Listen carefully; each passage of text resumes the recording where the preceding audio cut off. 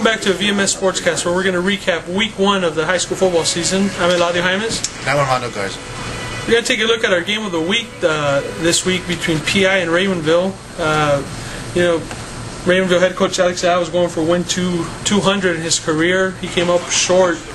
PI just was too much. Well, I'm talking a little bit about PI, what they did against Raymondville. It was just too much Tarpons all the time. Run.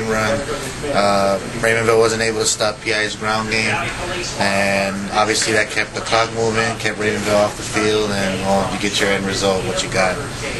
It was typical Port Isabel football. It's good old-fashioned Tarpon football, which is they ran the ball, they threw when they had to. I mean, they had 9 different ball carriers, so they spread it around, and they just reared back and ran it down Raymondville's throats there. 9 different ball carriers, but it was Nolan Nunez who had the big Nolan Nunez, he had 148 yards, a couple touchdowns. That's why he's VMS All Valley, Yeah. That's why they call him Rolling Nolan. Rolling Nolan, yeah. Now, he's a great running back. He cuts well, he sees the field well. He's not super fast, but I mean he's fast enough, and he sees the hole well, he hits it, and he showed it last Friday night against Raymondville. And according to Monty, I think that as far as a unit goes, the offensive line probably had one of their best games of the season. Definitely. I mean, they racked up over close to 450 yards of offense. Like I said, they probably controlled the clock, which means in turn they controlled the line of scrimmage. So, it was just typical PI football, and I'm sure they had a little revenge on their minds from last year. Sure. And that's what happened. That's your recipe for success for PI. Now they make Coach Alex out wait another week. Another week. He's going to St. Joe this week. He's at St. Joe, yes, so you pretty much can order the cake with 200 on it. Another big game this past weekend was over at San Benito, where the Greyhounds hosted the Edinburgh Bobcats. And for a while it seemed that San Benito was going to start 0-2 for the season. They fell behind 28-0, but then they pulled off a pretty big rally. Tell me about the Greyhounds, how they were able to pull it off. Well, first of all, they started off very slow. Against Cal Allen, they had some snap problems with the rain and all that, and they just weren't consistent at all against Cal Allen. And that kind of carried over apparently into this Edinburgh game. They had some turnovers. They didn't get the rhythm offensively, and they were sputtering. And all of a sudden, it was 28-0 Edinburgh. I got phone calls. I was at another game. I got phone calls. People leaving. People were disappointed. But like I told those callers, I was like, you just give them a chance. There's still another half to play. Yeah. And like the Nostradamus I am, they came back furiously, as I put it. I'm sure Mario Peña had some choice words for the team. I'm sure he did. Got them motivated, and next thing you know, they just came back and everything was clicking. What does it say about a team like the Greyhounds to really any team that can come back from 28 points down at one point in the third period? It's not even at that, it's into the third period. What does it say about a team? What can it do for a team like San Benito going into a big game against Orange? Well, definitely they know what they have to do now. They know they can do it. They know they can string it to 2 or 3, 4 scoring drives together, which is something they hadn't done. But most importantly, they have the confidence. Now they know. What? Okay, we got those jitters out or whatever they were. Another big game was here in Harlingen, where Harlingen South opened up the Allen Cherry area by hosting the McAllen Bulldogs. McAllen was coming off a huge offensive game where they put up all sorts of numbers against Porter. They had a quarterback, Adrian Leal, passed for about 250, 4 touchdowns. They had another quarterback, Andrew Balderas. They're kind of going with a 2-quarterback system. Rushed for about 150, 2 touchdowns. The running back, Manny Udor, he almost 100 yards, another touchdown. But what impressed me most about South in this game was their defense. Everybody talked about their offense, led by Sean Messick, the quarterback, and the receivers they had, Peter Maldonado, Joseph Bedford.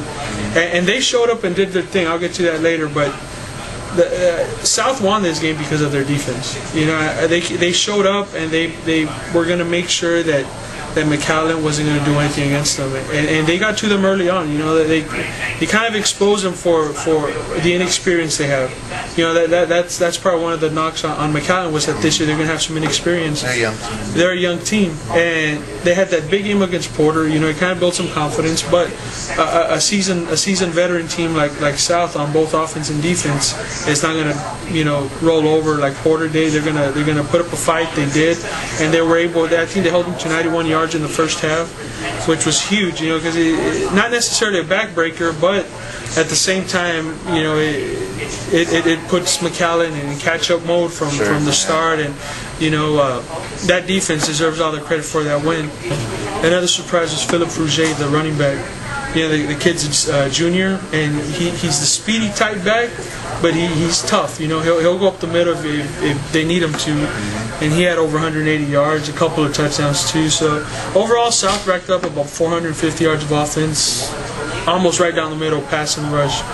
So for the first game, South looked extremely good. So the Allen Charrier is the Allen Charrier are 1-0. You got off to a great start, and I'm looking forward to see what else they do the rest of the season.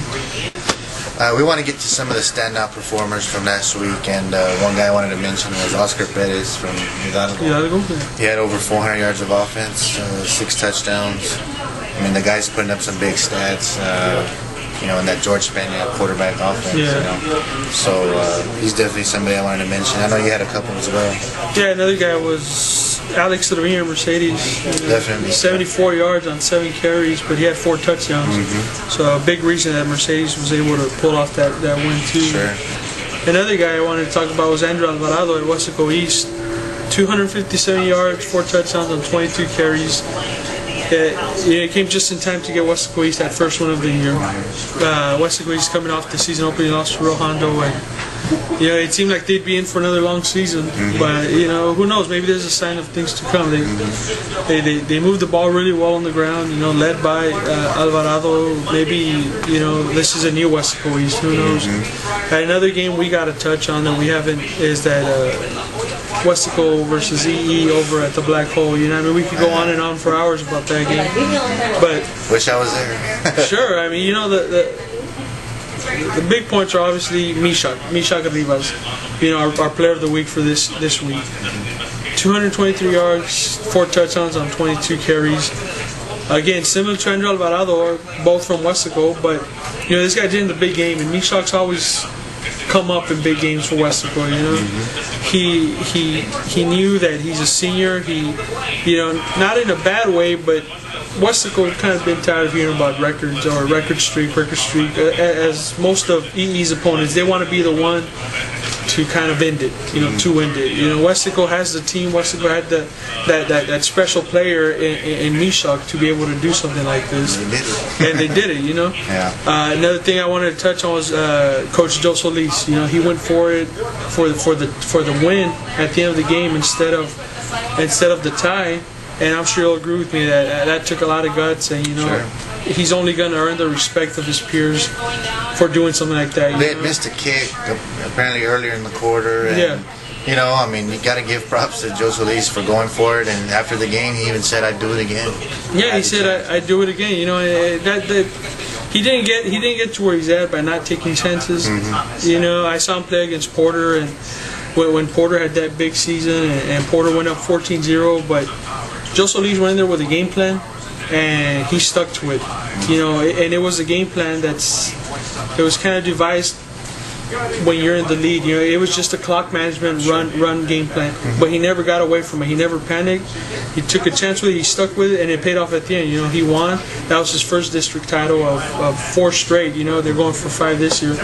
But Joe Solis is one of the better coaches, one of the better men in the valley as far as high school football goes. So it was nice to see him go for the 2 there at the end. Another guy that deserves mention is Danny Mendez at Los Fresnos. They went up to Kingsville and took care of business there. He had 220 yards and a touchdown on 25 carries as Los Fresnos got back in the win column. Yeah, nice bounce back win after they lost to And that's our week 1 recap on the VMS Sports Cast. Tune in later this week. We'll have our notes. We'll have our preview of the game of the week, which is the Battle de Arroyo. Definitely. 78th installment. That's going to be a good one, and we'll have all your interviews, and we'll have all our tidbits and information on that. So look out for that on valleystar.com and rgbsports.com. See you next week.